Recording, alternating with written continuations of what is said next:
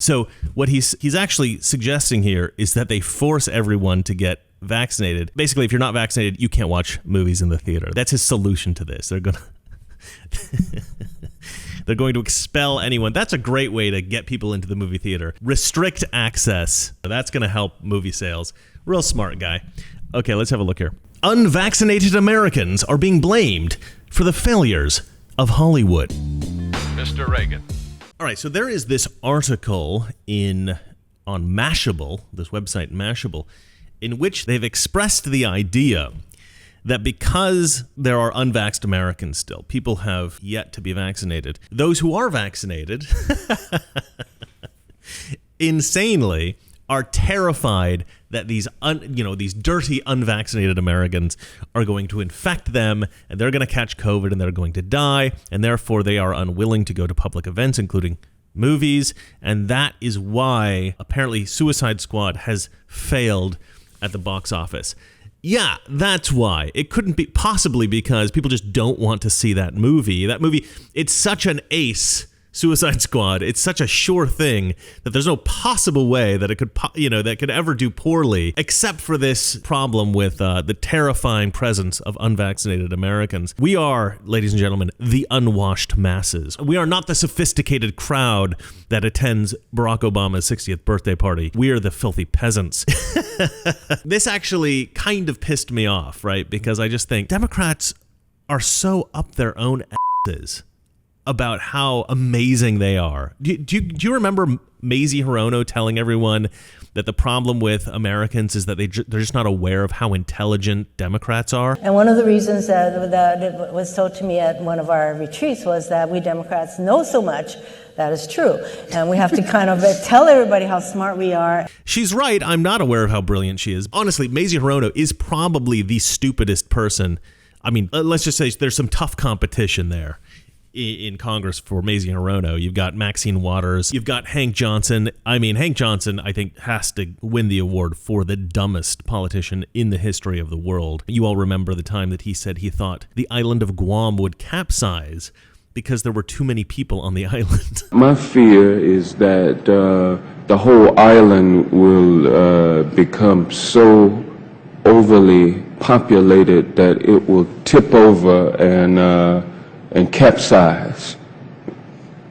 We don't anticipate that. So yeah, Democrats have this bizarre smugness, this bizarre arrogance about their IQ and their sophistication, but they're not really that sophisticated. And that's the kind of person I think that wrote this article, right? This guy's name is Adam Rosenberg. I imagine he lives in some kind of a big city, probably New York or something like that. He writes for Mashable, so he probably thinks of himself as, one of the elites of society. Oh, I'm a writer for a liberal news organization. I don't know. I don't know the guy, but by the writing that exists here, that I've read here, yeah, he is an arrogant SOB, right? He is the kind of smug leftist that just I find utterly reprehensible. Now, I'm going to read this guy's article, but before that, I want to talk about why I think nobody went to see Suicide Squad. I don't think it has anything to do with the COVID scare. Maybe that is true a little bit, but certainly that's not why people are avoiding going to see this film. So I want to play you the trailer for Suicide Squad and talk about that. But first, I've got to tell you something. Now, over the past 4 years, we seldom heard the word inflation. But last month, the inflation rate in the U.S. had the highest rise in 29 years. You heard that right, 29 years, 1992. Now, that's a problem for all of us with the price of food and gas and everything else going up. But it's terrible if you're planning on retiring soon. You need to put up an inflation dam to stop inflation from wiping out the value of your savings and your investments. And it's not too late.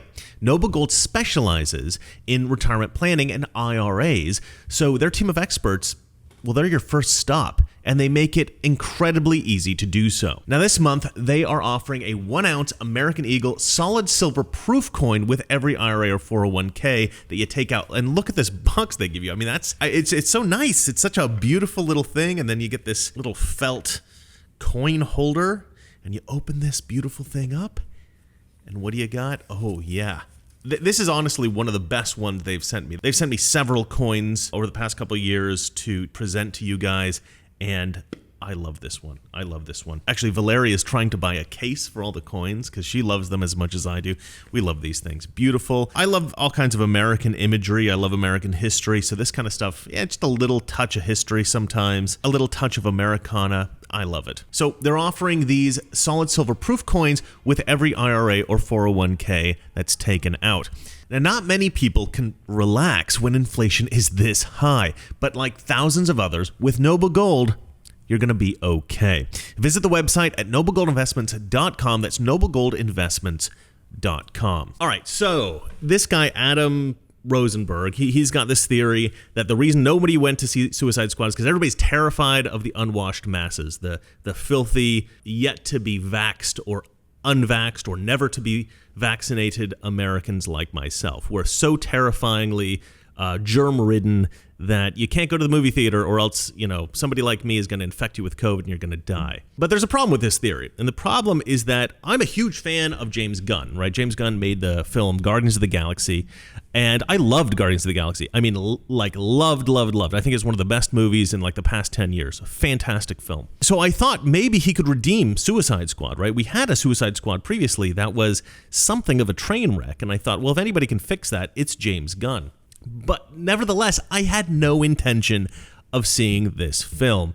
And there's a couple reasons for that, and I'll get into it as we watch this trailer. So let's have a look at this. Robert Dubois. He's in prison. Okay.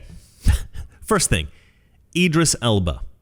I like Idris Elba. I like his voice. I like his look. He was on a couple of TV shows that people really, really loved. I've never seen either of those shows, so I'm not a huge Idris Elba fan. But I have seen him in some films, and I don't love watching Idris Elba. I like his voice. I like his look. But he's not a seat filler. He's not a star in the old sense. In the 80s and 90s, you had stars that were so epic, people would go to films just because they were in the film. Arnold Schwarzenegger. If Arnold Schwarzenegger was in an action film, a lot of people would go, I'm going to go see that. Sylvester Stallone, same thing. Tom Cruise was considered in the 80s to be straight up the coolest guy in the world, and people would go see films just because Tom Cruise was in them. Brad Pitt, same thing. Idris Elba, I don't really think has that effect on people. I don't think there's a lot of people that go see a film just because he's in it. And that's a problem that Suicide Squad suffers from. There aren't any real draws. There aren't really any big stars that people go see movies just because they're in them. I think Margot Robbie had that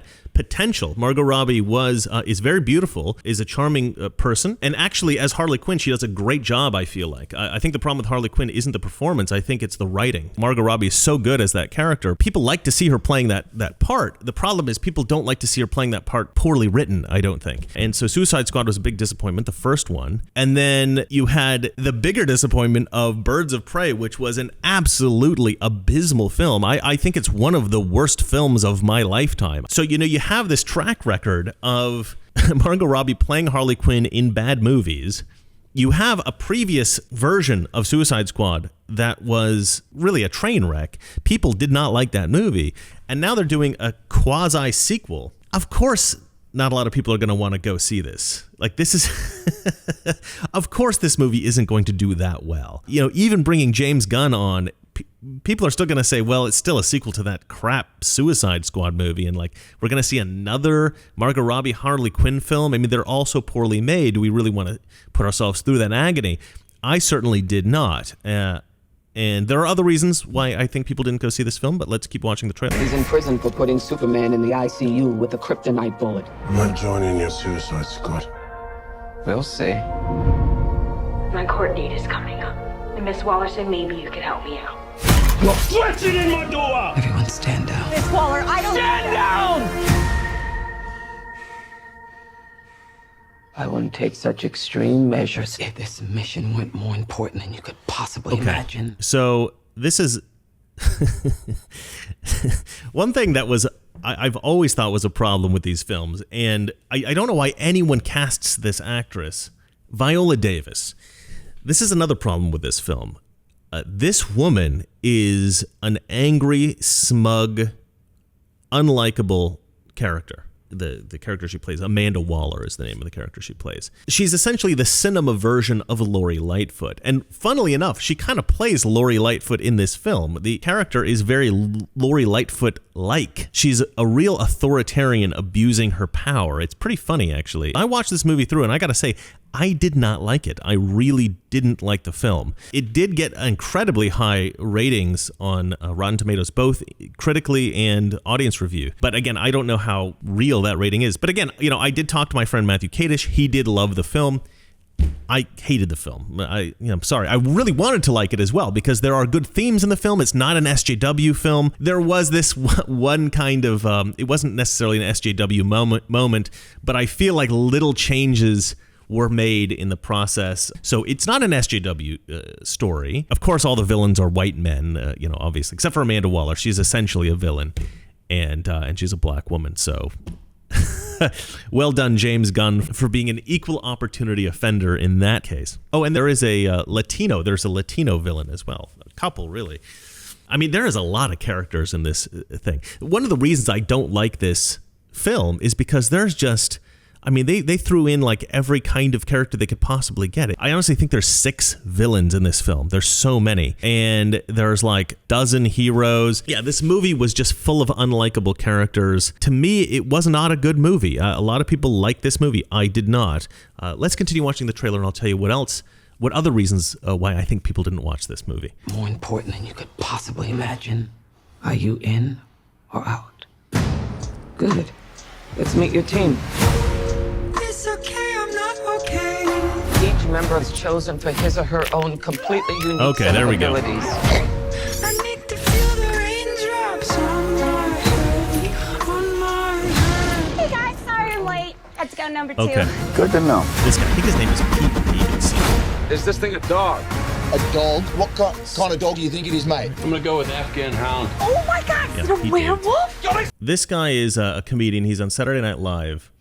And he is one of the most reprehensible people I've ever seen. I mean, I've not really watched Saturday Night Live. I don't watch Saturday Night Live. I've not seen any of his films. But I do see him occasionally in pop culture and interviews and stuff like that. I've never heard him say anything that wasn't annoyingly smug and utterly detestable. The guy is a sort of a product of the sort of spoiled millennial generation. I think he's actually best known for being a horrifically ugly guy that dated Ariana Grande.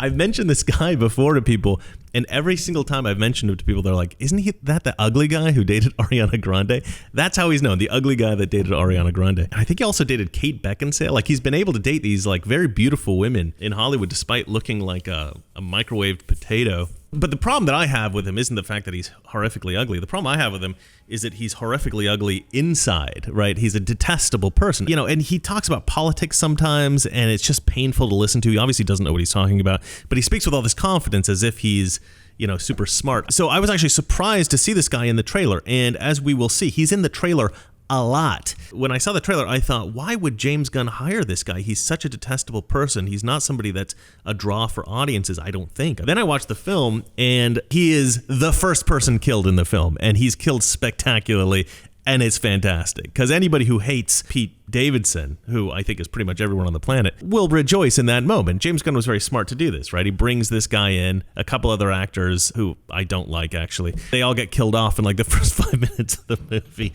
but they're all featured heavily in the trailer. And so you think that they're major characters in the film. The trailer is very deceptive in this way, and that's not good. That's not good. You don't want to feature all of the actors that you kill off in the first 5 minutes heavily in the trailer, because then everybody's going to think the film is starring those guys, which it isn't. For his or her own completely unique set of abilities. Yeah, most of those characters we just saw die in the very beginning of the movie. Not John Cena. He does not die in the beginning of the film. Not all the people that have a name in Hollywood are box office draws. Nobody wants to see films with those people in them. I need to feel the raindrops on my head. Hey guys, sorry I'm late. Let's go number 2. Good to know. Is this thing a dog? A dog? What kind of dog do you think it is, mate? I'm gonna go with Afghan Hound. Oh my god, is it a werewolf? Yo, they sent me next to a werewolf! Yo, let me out! Hey, he's not a werewolf, okay? He's a weasel. He's harmless. I mean, he's not harmless. He's killed 27 children, but,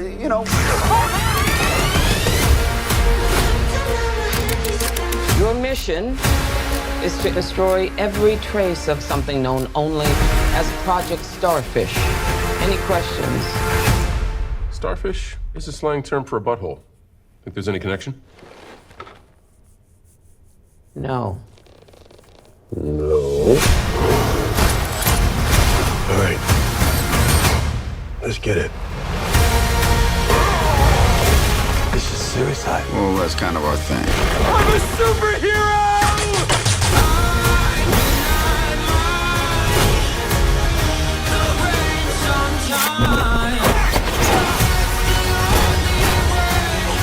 That's my dad. I want to get you out of here alive. I'm going to get you out of here alive.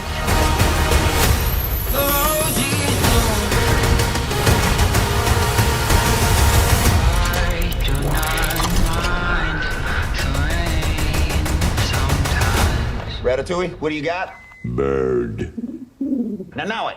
Stay off the comm. Yeah, this trailer was very reminiscent, I thought, of the original Suicide Squad. And it was even sillier, right? It was very, very silly. It had this, like, giant talking shark and just all this weird stuff. The movie is kind of like that. It's a very absurd, a lot of absurd stuff in the movie, like really weird stuff. Then you had this incredible gore, like serious, nasty, like people were like water balloons or made of clay. They would just like blow up or get obliterated in an instant, and you can't take kids to this movie, absolutely not. And it's a little bit too silly, I think, for most adults. So you've got this very niche group of people who are willing to go watch this movie, and then an even smaller niche of people who will actually like it. I was certainly not among the people who wanted to watch the film. I did so specifically for this video. And actually, whether or not the film is good is kind of beside the point, because certainly there is something called word of mouth, right? If the film is good, usually it'll have legs. It'll do better over time because people will talk about how great it is. But at least for the initial box office, what's more important is the marketing of the film and how it's perceived by the public initially. And the big problem that these guys have is that nobody really liked the original Suicide Squad film. And then all the other problems that I mentioned, that it just didn't look like a movie that I would want to watch. There's some kind of spectacular visuals. James Gunn I love, again, from Guardians of the Galaxy. But yeah, this one didn't interest me. I was not going to end up watching it. I just did so for this video, and I think there's probably a lot of people out there like me. And yet, this guy, Adam Rosenberg, has decided that, no, it's not because the film didn't look great. It's not because the film, maybe people just didn't like it. The reason nobody went to see this film is because of us unvaxxed Americans. And, he has a point in the sense that there probably are a lot of truly terrified Americans that have been vaxxed and do think that they are going to catch coronavirus from unvaxxed Americans, and they're going to die. But that's not really the fault of those of us who haven't had the vaccine. That's the fault of the alarmist media. They have so sensationalized the threat of the Delta variant and COVID that, people are terrified of something that really probably won't affect them, especially if they're vaccinated. It's incredibly unlikely that you're going to die of COVID if you've been vaccinated or even hospitalized. And yet, CNN, MSNBC, all these organizations, all these news media organizations, they've all essentially terrified their viewers, right? And this guy, Adam Rosenberg, he probably watches all that crap. And so this is why he's come up with this theory that it's our fault. It's our fault. It's the unwashed masses. It's the Trump supporters who won't take the vaccine. It's our fault that people aren't going to the movies because they're all terrified. No.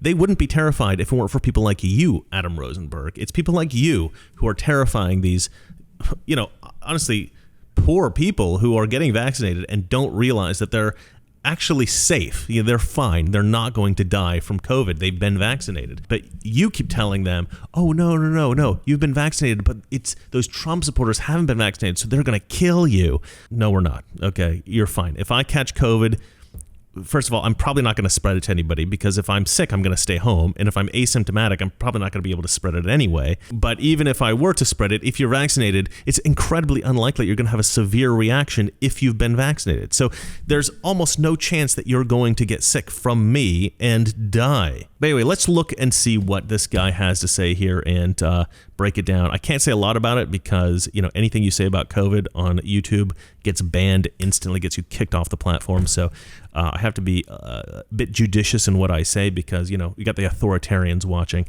So let's give this a look here, this article. So the title of this article is "The Suicide Squad Failed at the Box Office. Anti-vaxxers Own a Lot of the Blame. The industry isn't powerless here, but action needs to be taken." So what he's actually suggesting here is that they force everyone to get vaccinated. Basically, if you're not vaccinated, you can't watch movies in the theater. That's his solution to this. They're going to expel anyone. That's a great way to get people into the movie theater. Restrict access. That's going to help movie sales. Real smart guy. Okay, let's have a look here. He writes, "Here we go again.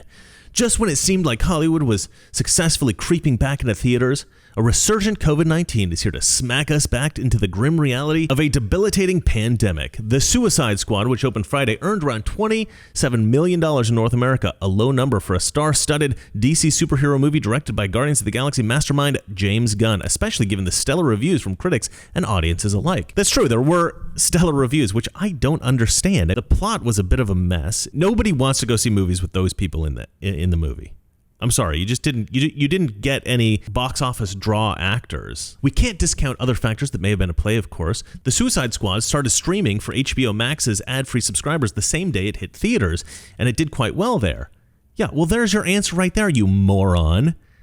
People weren't not going to the theater because, of COVID. They were not going to the theater because they could see it for free on HBO Max. He actually defeats his own argument here in the second paragraph. It's like bizarre. And in fact, all of Hollywood is having this problem. Anything that plays on Disney Plus or HBO Max or any of these, things, Netflix, I think, did this at one point.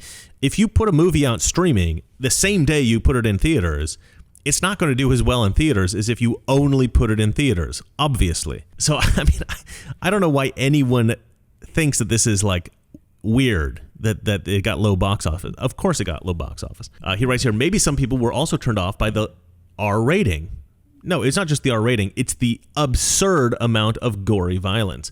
Or the uneven quality of DC Comics movies from Warner Brothers. Yeah, obviously a lot of people were turned off by that, especially since the unconnected 2016 take on Suicide Squad was such a mess. It's not unconnected. What the hell are you talking about? This is essentially a sequel. The only reason it's not, you could make the argument it's not a full-on sequel is because they couldn't get Will Smith to come back, so they got Idris Elba instead, and they just basically redid Suicide Squad as a thing. But you still have Viola Davis, you still have the guy that played Rick, I forget the character's name, but you had returning characters, you had actors returning to the parts that they played in the 2016 one. You had Margot Robbie coming back. It's definitely a sequel. And then he says, but let's be real, folks. People are scared. People are scared. Yeah, because of CNN. People are scared. The same loudmouthed anti-vax movement in the U.S. that fueled embarrassingly low vaccination rates in some parts of the country and in the process helped COVID's Delta variant gain a foothold carries most of the responsibility for any disruption to our stumbling recovery. False. In every possible way, this is false. Loudmouthed anti-vax movement, there's nothing loudmouthed about it. People are hesitant to take the vaccine. One of the major problems with this article and leftists generally is they totally convolute two totally different things. Anti-vax and hesitancy about the COVID vaccine are not the same thing, right? Anti-vax are people who are saying that they don't believe that vaccines are healthy. They think that vaccines can hurt you, generally speaking. People who are concerned about the COVID vaccine, this specific, well, there's like a few of them, they're saying that I'm not sure about this vaccine because it's a new vaccine technology. People think there might be side effects that, long-term side effects potentially of taking this particular vaccine because it's a new technology. These are totally reasonable positions to have, and to be hesitant about this vaccine in particular, especially if you've already had COVID or you're a young and healthy person who, when you get COVID, you expect to be asymptomatic. Why inject yourself with something that might have side effects if you will have really no symptoms at all from the actual illness that you're trying to guard against, right? I mean, that makes sense to me. The whole reason I haven't been vaccinated is because I felt a bit duped at the beginning of this whole vaccination thing. I thought the vaccine was a traditional vaccine. And I realized later, when, I think it was like a month after the first vaccine was created, that it was not a traditional vaccine, that it was a kind of new technology that was being used to develop this vaccine. And I thought, if they had just come out and say, we've got this new miracle technology, this is amazing, everyone should take this, this is the new great thing, I would be like, okay, cool. They're obviously confident that this is very good. But they didn't do that. They said, we've got the vaccine. A vaccine is here. They didn't say we have a vaccine based on new vaccine technology. They didn't say anything like that. Now, people in the medical field knew a bit about this. Anybody who read like medical journals or this kind of stuff, they knew, but regular folks didn't. And I follow the news pretty closely. You'd think that I would know about this, and I didn't for a long time. I found out from my brother's wife, who's a nurse, and she said she wasn't sure about the vaccine because it was this new technology. So I looked into it and I was like, wow, why isn't this more publicized? Why isn't this more public? You publicize things you're confident about. You speak loudly about those things you're proud of. You speak quietly about those things you're concerned about.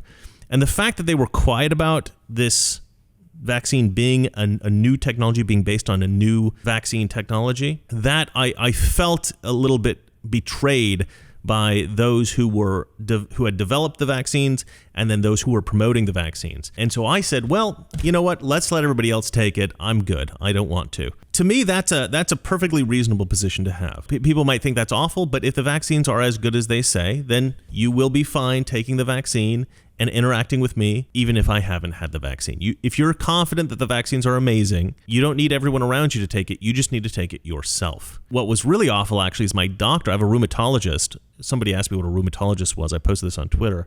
A rheumatologist is a doctor of arthritis. I have an arthritic condition. This doctor treats me with an infusion. Anyway, I go to this doctor's office. I get this infusion sometimes. And the doctor says, you can't come to this office anymore if you're not vaccinated. So you have to go get the vaccine. And I said, no, I have to get a new doctor. Like, I'm not going to get vaccinated just because one doctor says you're not allowed into my office unless you've been vaccinated. I'll just go to a different doctor. Like, what are you, crazy? And I like this woman. I like the office. I like the people that work there. But, I think that she's an avid listener of the BBC. And so she gets her information from this very left-wing news media organization. And she's one of these people who, like this dude, Adam Rosenberg, believe that anyone who hasn't been vaccinated is some kind of right-wing conspiracy theorist, part of the unwashed masses, just some kind of a hick moron who hasn't thought this through. But I actually have thought it through. And I presented to my doctor my reasoning for not getting the vaccine and all of the concerns that I had. And the problem that you have when you have a very firm view of something and you believe that your opposition is a bunch of morons and they don't know the things that you know, they're not as smart as you, is that when you actually are confronted by somebody who is pretty smart and has done the research and does know what they're talking about, you're not prepared to rebuke their arguments. So this doctor was just sitting there looking at me like, yeah, I actually can't refute what you're saying. I have no ability to contradict any of your concerns. Like, they're totally valid. So yeah, it was a tough conversation because I said, I'm not going to get vaccinated and I'm going to have to go somewhere else. And I don't think she was prepared for that. She just thought, I'm going to pressure my patients into getting the vaccine and they're going to go along with it because I'm the doctor and I'm smart. I'm smarter than they are. I know more about medicine than they do. And she totally does. I mean, she knows a lot more about medicine than I do. But all of my concerns were totally valid and she had to accept that they were. Every reason that I had for not getting vaccinated, she had to say, that's actually not crazy, right? I mean, because that's what they think. That's what anybody who says we're pro-vaccine, you have to get the vaccine, everybody's got to get the vaccine, they think they're totally right about everything. They're very smug about it. They're very self-assured. And if you're somebody who contradicts them, they just think that you're uninformed and you're an idiot. And when you present them with ideas that are totally reasonable, again, they're not prepared to respond to you. All they can say is, well, okay, fine, that's actually a fair point, right? That's all they can say. They just got to shrug and say, okay, you're right. So we're at an impasse there. Like, I just have to find another doctor, which, as I said, is tough because I like my doctor, even though she's a leftist. She doesn't know what she's talking about politically. she's a good doctor otherwise. By the way, let's go through some of the other points that this guy makes, and I will destroy them. So he says, I'd say that the main reason why theaters didn't fill up for the Suicide Squad the way that they did for F9 and Black Widow, the fear is back. After a hopeful stretch of weeks, grim headlines and rising case numbers are influencing consumer behavior, even though returning lockdowns and mask mandates are still a scattered patchwork of city and county level decisions. He's wrong. That may be part of the reason, but it's certainly not the main reason. But I mean, what do I know? I'm not in the Democrat world. Maybe there is this streak of panic going through Democrats right now who watch CNN all day and MSNBC. Maybe those people really aren't leaving the house, but you did have a Lollapalooza and nobody was afraid to do that. And that seemed to be mostly leftists. We already had the Delta variant out and about before that. I mean, the Delta variant was here for the release of the Fast and Furious. It was out for the release of Black Widow. I don't know what this idiot's talking about. There was already an uptick of cases. We knew the Delta variant was there. The thing about the Delta variant is it's a less severe variant of COVID. So people aren't being hospitalized in the same numbers they were for the original COVID variant. And most people realize that, okay, yeah, maybe it's more infectious in the sense that more people can get it from an individual, but it's a less severe version of the virus. So you're not going to go to the hospital because of it. You might just be sick for a couple of days, or you may be totally asymptomatic, just like the original virus, because the fear is back. But who drives the fear? It's not the people that aren't getting vaxxed. It's the media. The media drives the fear. That's what this guy's completely wrong about everything he writes here, because it's not the fact that people aren't getting vaccinated. It's the fact that the media is hyperventilating about the fact that people aren't getting vaccinated. If you would look at it rationally and say some of these people aren't getting vaccinated, it shouldn't affect you if you've got the vaccine, people should be like, oh, cool, and continue to go to movies and stuff like that. But because CNN's saying the people who aren't getting vaccinated are going to kill you unintentionally with COVID, but they know they will. So it's sort of like manslaughter. It's not like they plan to kill you, but they knew that they would if they didn't get vaccinated, and they're not getting vaccinated. So they know you're going to die, and they're trying to kill you. They're going to kill you. They want to kill you, really. They're killers. He goes on to write, box office reports are about numbers, right? So let's look at some numbers. Oh, yeah, let's not. Okay. Blah, blah, blah, blah, blah. I'm not going to read through this whole thing. He says, in recent weeks, we've seen a series of compounding backward steps. Okay, I'm not going to read that either. Okay, then he goes, a July poll found that among U.S. adults who aren't yet vaccinated, a combined 80% of that number probably or definitely won't get jabbed. He's saying amongst those who have not been vaccinated, 80% will never get vaccinated. Yeah, so what? That's fine. We have freedom of choice in America. We do not have to get vaccinated. This is not as deadly a virus as people think. It's like, how could you not get vaccinated against this virus that probably won't do anything to you anyway? It's like so weird. I mean, if like legitimately everyone who caught the virus ever died of the virus, right? If it was like a movie version pandemic, yeah, you'd be an idiot not to get the vaccine. Of course you'd have to get the vaccine. But this is a virus that really doesn't do much to most people. Most people barely get sick or don't get sick at all. They're either asymptomatic or they're like in bed for a couple of days. The people who get really, really badly sick, that's very uncommon. And so it's not something that needs to be mandated or needs to even be talked about at this point. And he writes, nearly 2/3 of unvaccinated adults, a stunning 64%, describe themselves as not confident that the vaccines offer protection against the variants in spite of ample evidence that they do. So this guy is saying that the vaccines offer protection against the variants in spite of ample evidence that they do offer protection against the variants. Yeah, this is kind of a weird thing for him to say, because he's saying that the vaccines offer protection against the variants. Okay, so what does it matter if I get vaccinated? That shouldn't bother you. You're protected. You just said there's ample evidence that these vaccines offer protection against the variants. You are protected. Why do you care if I'm getting vaccinated? This is the whole CNN, MSNBC hyperventilation. This is the problem. They're causing panic. So you should blame MSNBC, CNN, New York Times, all these organizations that are causing the panic. They're the people that you need to hate, not the people that are choosing not to be vaccinated for their own benefit. The inescapable conclusion after looking at all the data is that vaccine hesitancy is propelling the ongoing and increasing spread of COVID. Is it really? Is it? I've actually heard that no matter what happens. I mean, I've heard a few variations, a few theories about what's going on, but most of the stuff I've read has said that eventually everyone will get COVID. Even if you've been vaccinated, like everybody's going to get COVID. It's going to change. It's going to mutate. Eventually everybody's going to get COVID. So, it's probably smart. It probably is smart to get vaccinated. The anti-vax movement existed long before the current pandemic, but its adherents have been energized by a brutally partisan political environment that's turned proven life-saving measures into a subject of debate. Yeah, do you remember who started the vaccine hesitancy? It was Kamala Harris saying that she would not get the vaccine because Donald Trump created it and she doesn't trust anything that Donald Trump does. Let's just say there's a vaccine that is approved and even distributed before the election. Would you get it? Well, I think that's going to be an issue for all of us. I will say that I would not trust Donald Trump. If Donald Trump tells us that we should take it, I'm not taking it. He says, while some have valid medical reasons for skipping their jabs, a decision that should be made after consulting your doctor. To be clear, many of the justifications that have been offered for forgoing the vaccine simply don't hold water. A lot of this goes back to the tribal state of U.S. politics and, frankly, the conservative news networks that have directly influenced vaccine hesitancy.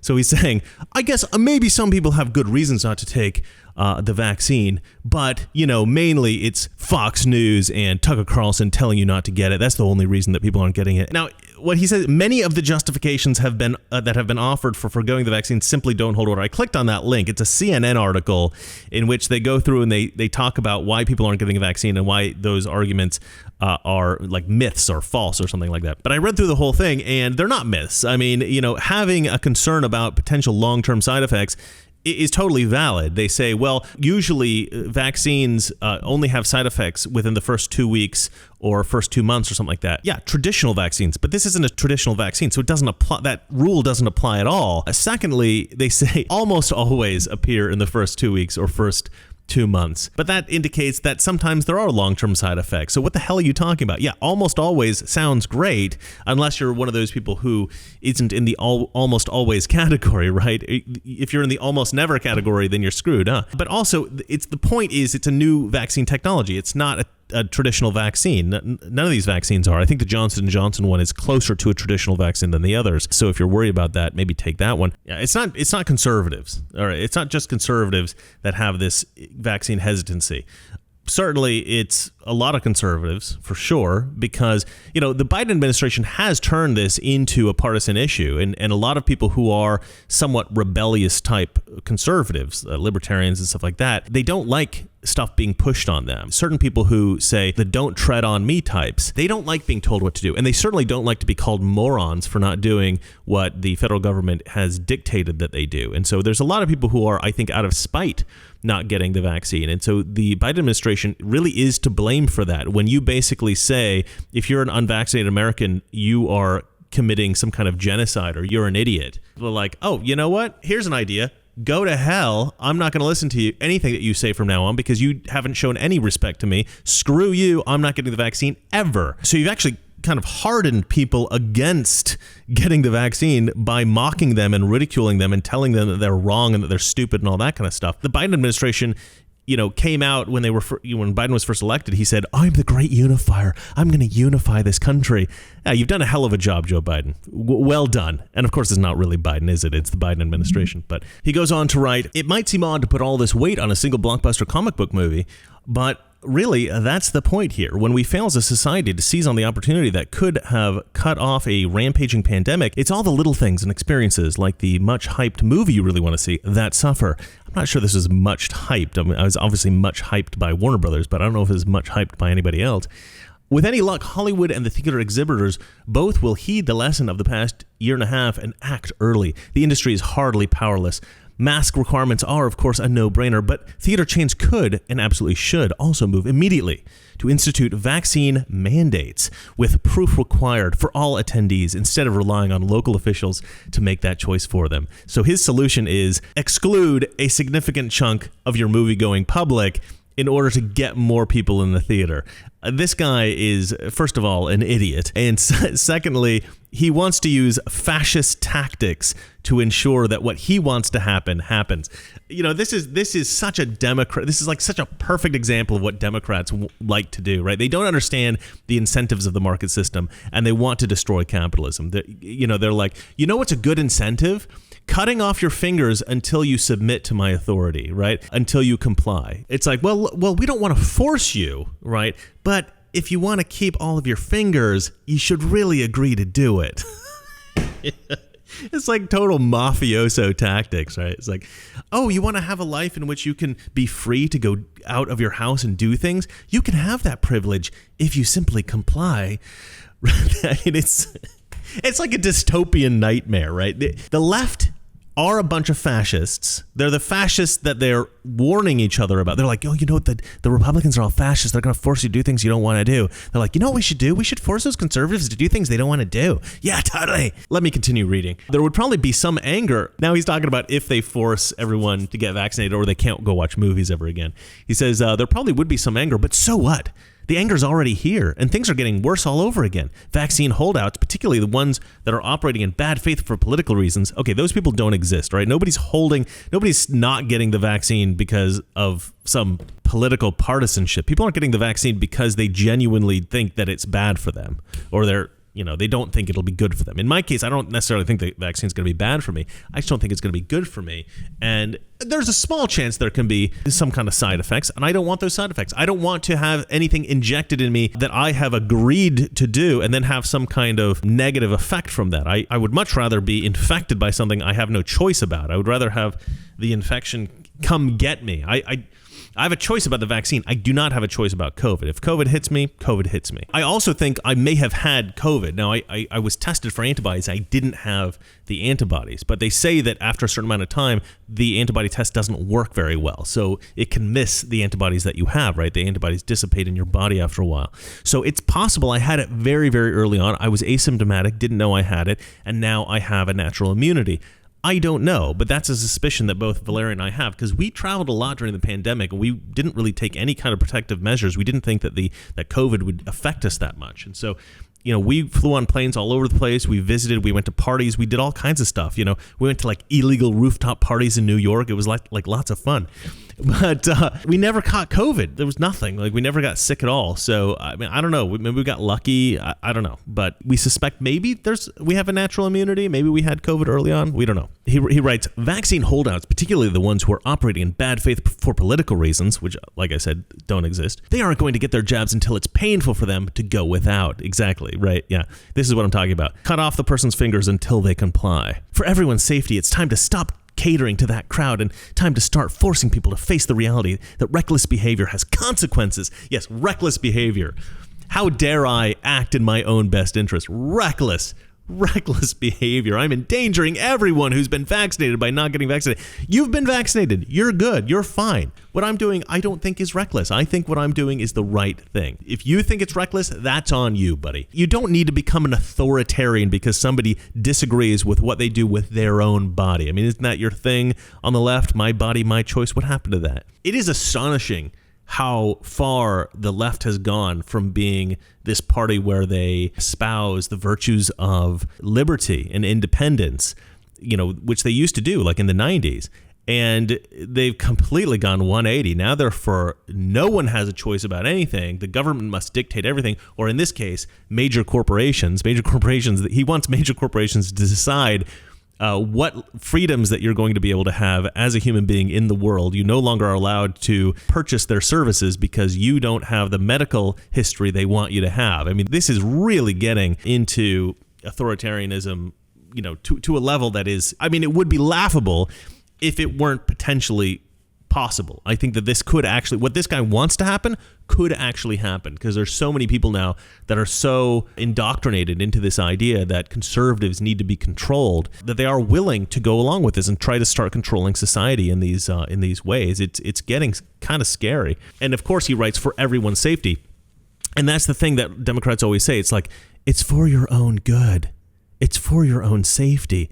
It's for the good of the group. It's for the health and the safety of the masses. We're not controlling you because we don't like you.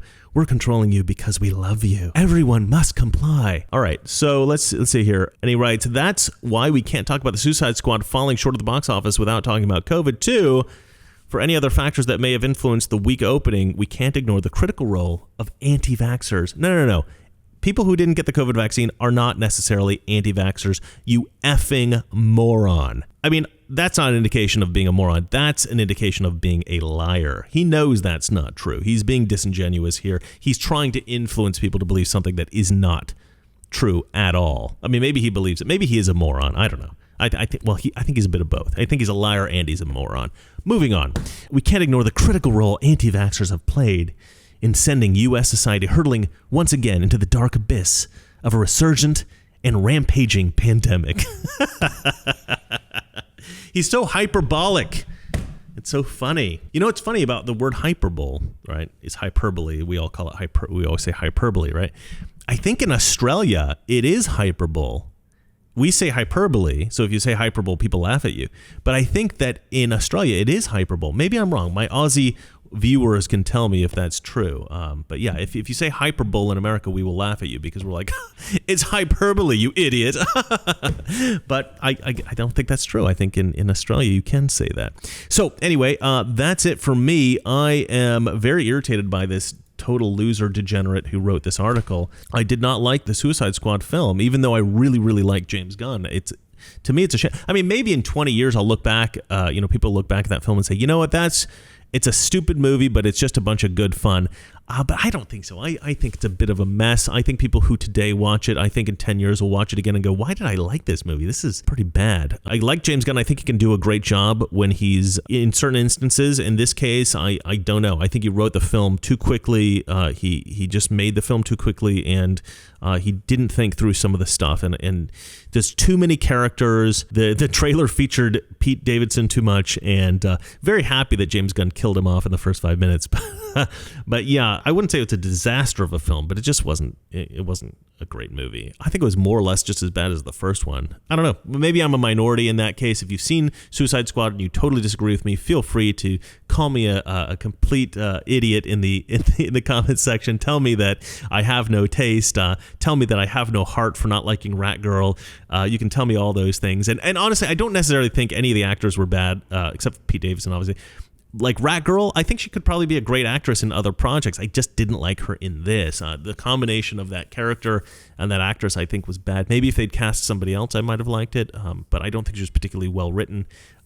Everything just seemed rushed. It just wasn't fleshed out. Nothing was fleshed out. Nothing was well thought through. It just seemed like a very rushed script and a mess of a film. All right, well, that's it for me. I know most of the people who watch my show don't particularly like watching videos about Hollywood, but I'm considering maybe doing another channel just about Hollywood stuff because I like that sort of thing. So maybe we'll see that in the future. If you do like this stuff, maybe I'll do that. I'm trying to diversify my my online presence. Yeah, I'm sorry I haven't posted a lot. There were a lot of videos that I produced out in Hawaii that for various reasons, technical reasons and other things, they didn't work out. And so I didn't post them. There's a couple of videos, they're pretty poor quality, but I'm going to post them. They are from Hawaii. But there were a number of other videos that I did produce that I'm never going to actually post on my channel because they were just so bad. There's one I'm going to actually redo.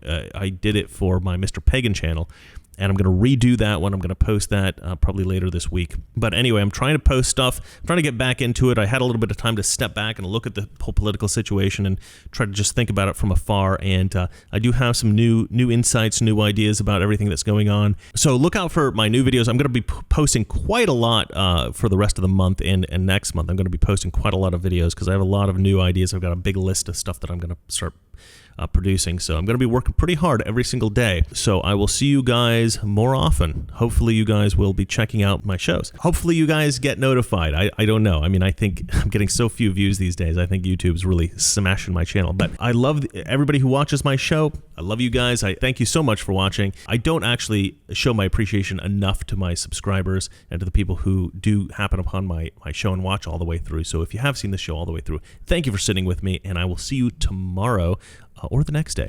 All right, well, that's it for me. And remember, it's not that our liberal friends are ignorant. It's just that they know so much that is not so. Good night.